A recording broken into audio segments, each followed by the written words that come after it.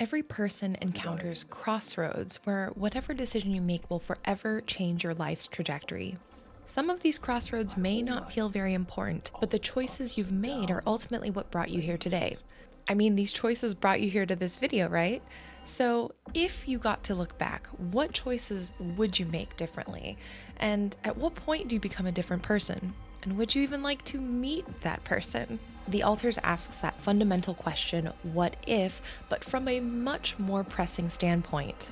The answers to that question will potentially enable you to save yourself from lethal radiation on a distant planet. But is it worth looking forward to? I'll be breaking down my experience with the Altars preview today in this video and let you know what I think. But first, disclosure time. I wanted to first disclose that I was invited to a special press and creator event hosted by 11-Bit Studios in Warsaw, Poland. They were wonderful hosts, and I wanted to just say a huge thank you to 11-Bit for letting me be a part of this event. It was truly wonderful. I also wanted to disclose that the footage that you'll see here today was provided to me and to all of the creators and press by 11-Bit Studios, but we all did get hands-on time, so the impressions that I'm saying are based off of what I played, but the footage is provided by the studios themselves. Finally, I wanted to just share that everything that I'm talking about today, these are my thoughts, opinions, experiences based on about 2.5 hours with the build. So just know I'm going to share what resonated and I'm going to share what didn't, and also the questions that I have even after playing this initial portion of the game. So yeah, let's buckle up and get into it. In case you haven't seen or heard of The Altars, this is a game developed in-house by 11-Bit Studios, the team known from titles like This War of Mine and Frostpunk. In The Altars, you play as Jan Dolski, the sole survivor of an expedition named auspiciously Project Dolly to a distant planet in search of a unique and rare resource, Rapidium. For those who aren't familiar, Dolly is famous because she was the first clone mammal way back in the mid-90s, probably the most famous sheep that I know of, at least. Jan needs to figure out how to get off the planet and get back to Earth, but it's not a goal he can achieve by himself. Cue the Altars. Using Rapidium, Jan can create altars, alternate versions of himself tied to alternative actions during different what-if questions in his life. These altars are Jan, but because of the divergent life experiences, they have distinct personalities and skills that can help or potentially hinder your efforts to return home based on how you get along with them and utilize their talents. This core question of what if is what I'm personally most fascinated by, even before and now after playing this preview, and it is, to me, the unique selling point of this game. Everything Everywhere All at Once, Spider-Man into and across the universe, and plenty of movies explore this idea of multiple versions of the self. And while clones in the multiverse are not new to games by any means, this is probably the first game that takes it to this particular level. As a little bit of more background, I have played This War of Mine and Frostpunk, admittedly quite some time ago when both of those originally came out, so it's been a few years since I've revisited the titles. And while I remember finding them very challenging and very bleak, I appreciated that both left me with lots of food for thought even after I was done playing. So in the same vein, I was looking forward to the Altars and some of the philosophical questions it would bring up and the opportunities for discussion and reflection as a player, but I was very apprehensive about the elements of gameplay that it would hold, the base building, the survival, the crafting. I'm not naturally adept at those genres. I will play them, but I will exist more on the determination and persistence vibes rather than being naturally gifted at that genre. So in the preview, after Jan crash lands into this desolate planet, for the first couple of minutes we get to explore and get the lay of the land. I don't know what I was anticipating, but I was not expecting the controls to feel as smooth and natural as they did. This was a really pleasant surprise considering that both of the other 11-Bit Studio titles that I've played were more point and click focused. So I'll admit I was trying to speed on through this initial portion of the preview to try and get to the meat of the gameplay, but even with that intention in mind, I kept stopping to look at the oil slick water and the sky. Even though I don't usually gravitate towards these bleak, grim, desolate-looking areas, I felt like there was enough visual interest to keep me intrigued and not too bored visually. We could see lava fields at different points, there are glowing ore lines, and even portions of land infused with rupidium, which genuinely just took my breath away the first time I encountered one of these little pockets.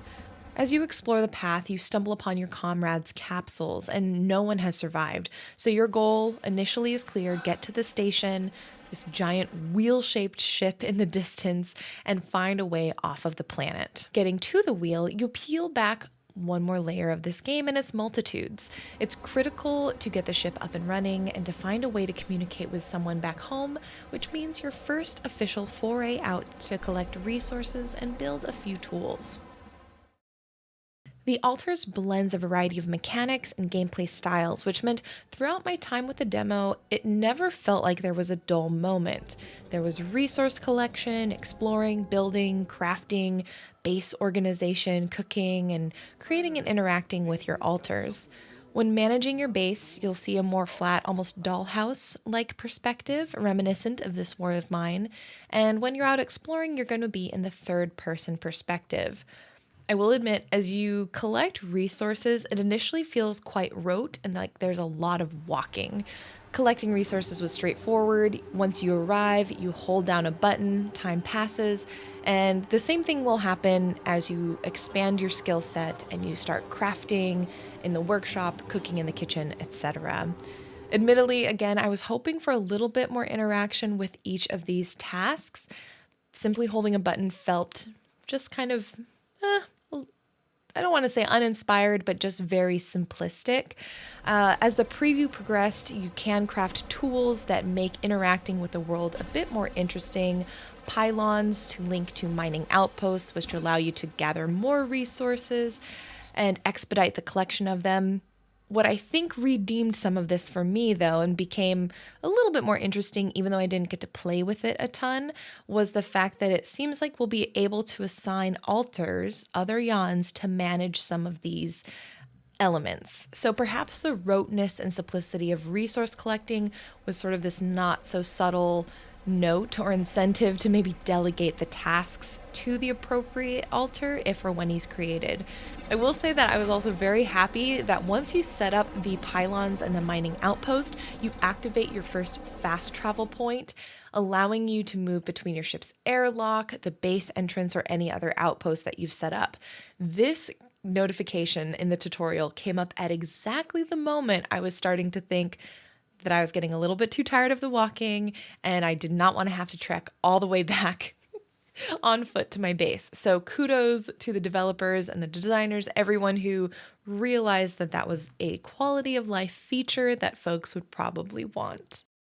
After reactivating the ship's comms, you'll receive the bleak news from a mysterious voice on the other side of the line. The planet that you're on has a radioactive sun, and you'll need to run the ship and get out of its range. The problem is the ship is broken and you don't have the skills to repair the engine to get moving. The solution?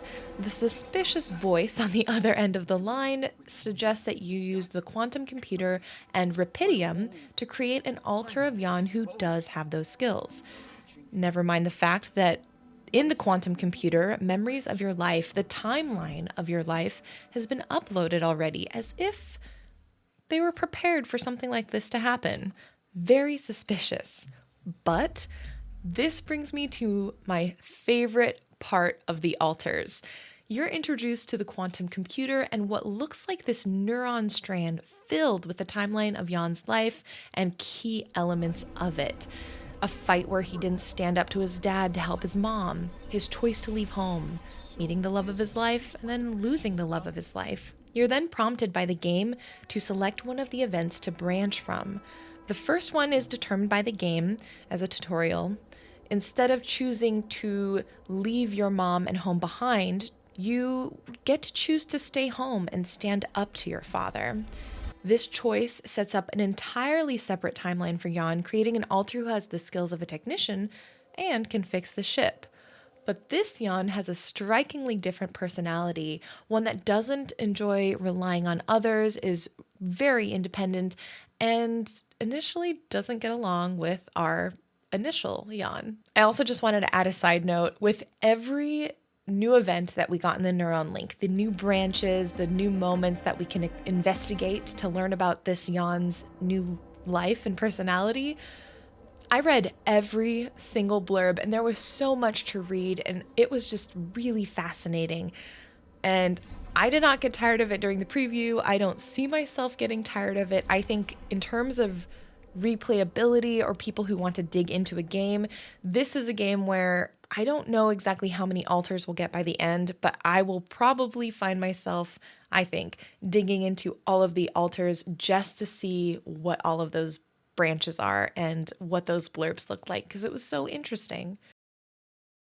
As the preview progressed, we got to create 2 additional alters.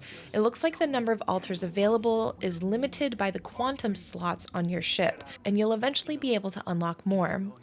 This means that there's the potential for different combinations of Jans on the ship, and there are potentially different endings based on the branches you choose and how you navigate the interpersonal relationships.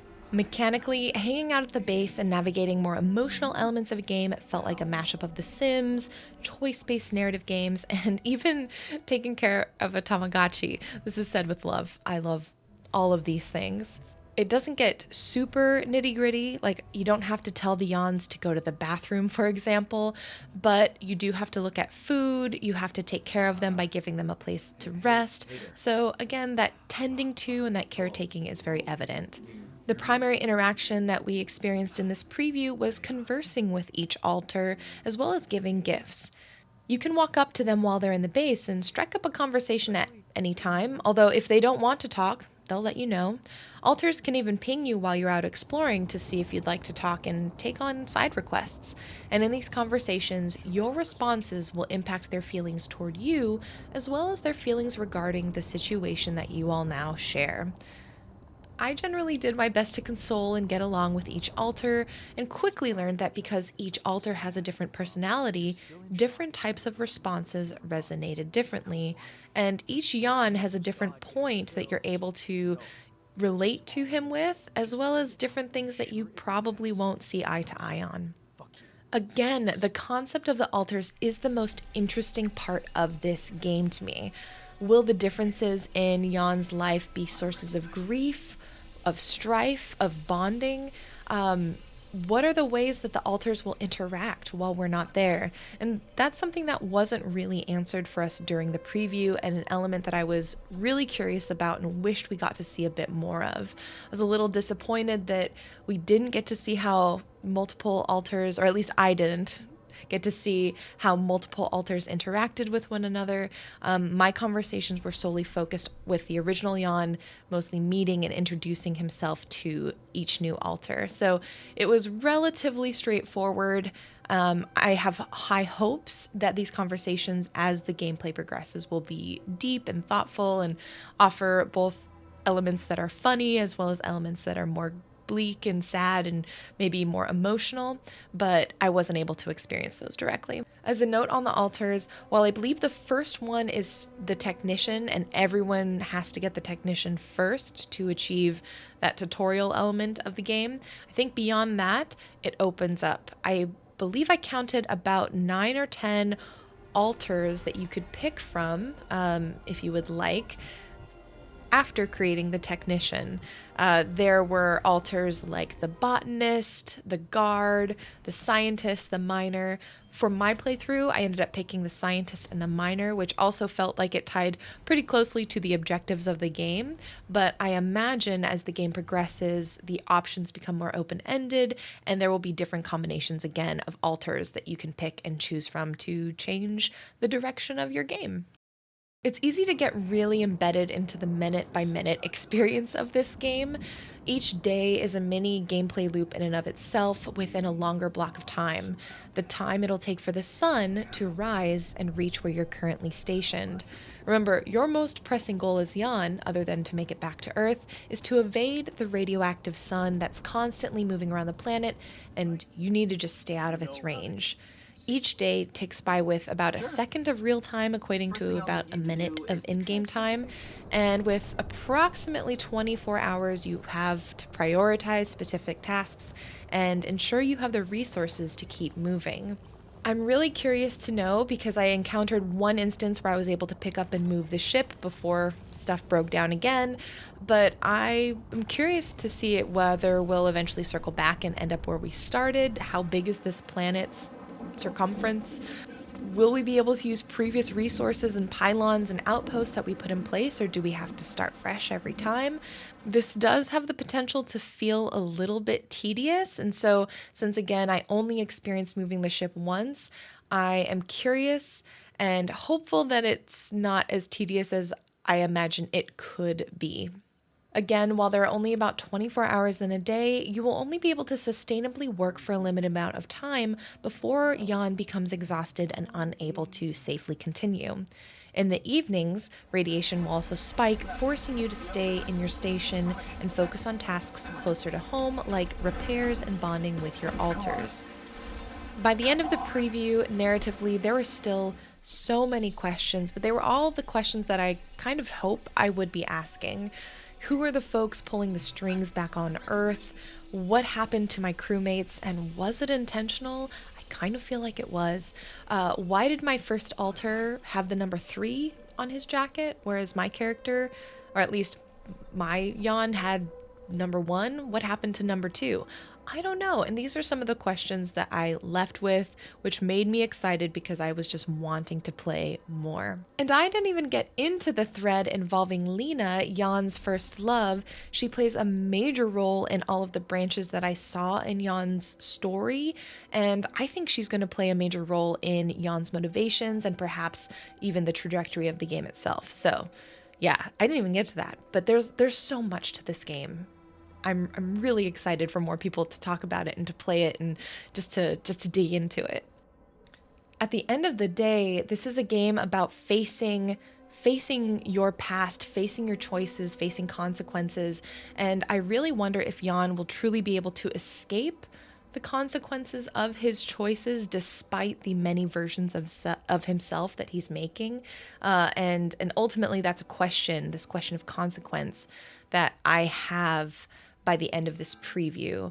I was excited to play more by the end of this preview. I can say this is a game I am highly anticipating. I think it has the potential to be something truly special and really capture all of our hearts and attentions. But I do want to acknowledge the preview was quite linear.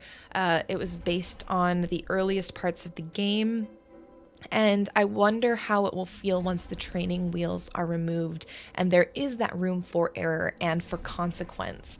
I don't feel like I had the need to necessarily manage any of my resources because I was still at a point where they were super abundant. I didn't really prioritize our plan because I had a lot of time. I had plenty of places to go, and so I'm really curious to see what the game feels like as the difficulty ramps up, as consequences become more clear, and as sort of these ramifications for my choices play out. I believe that the alters, as the preview stands, shows growth on the part of 11-Bit Studios. It flexes their ability to create highly cinematic and story-rich work, yet still has a foundation upon the mechanical systems that we know they're familiar with and have done really well in the past. It feels ambitious, but like a natural next step in 11-Bit's journey and portfolio. As someone who's often intimidated by survival games, resource management, base building, I feel like this felt really accessible. As someone who loves an emotional and character-driven story, I was hooked. And as someone who normally does not give a thought about vehicles or ships in games, I will admit the wheel was super cool, and being able to rearrange the rooms got me invested in the layout. And by the end, this was my cozy little space wheel, and I loved it and I was invested. As always, I would love to know what you think. Let me know if you're looking forward to the altars in the comments below, and if you are excited about it, what draws you to this game? Is it the story like me, this concept of the altars? Are you much more interested in that sort of nitty-gritty mechanical element? And if you're not piqued by this game, your interest isn't piqued, I'm curious, let me know why it doesn't resonate with you. Why isn't it your cup of tea? Because I think that's important to be able to identify as well. In addition to here on YouTube, you can find me on Twitch, TikTok, Blue Sky. Yep, Twitch, TikTok, and Blue Sky at Kimchica. And be sure to check out Geeks and Grounds, my monthly game club and weekly podcast/newsletter where we deep dive into a new game each month. As a community, we play it section by section and discuss what we like, what isn't resonating, and how it relates to the world around us. And as a fun little preview sneak peek, we just finished up Hyper Light Drifter, and for the month of June, we are going to be playing the recent released 1000 Times Resist. So if you're interested in joining in the playthrough of that with the community, visit geeksandgrounds.com, and that'll have all the info you need to join the conversation.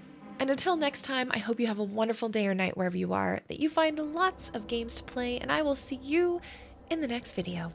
Bye!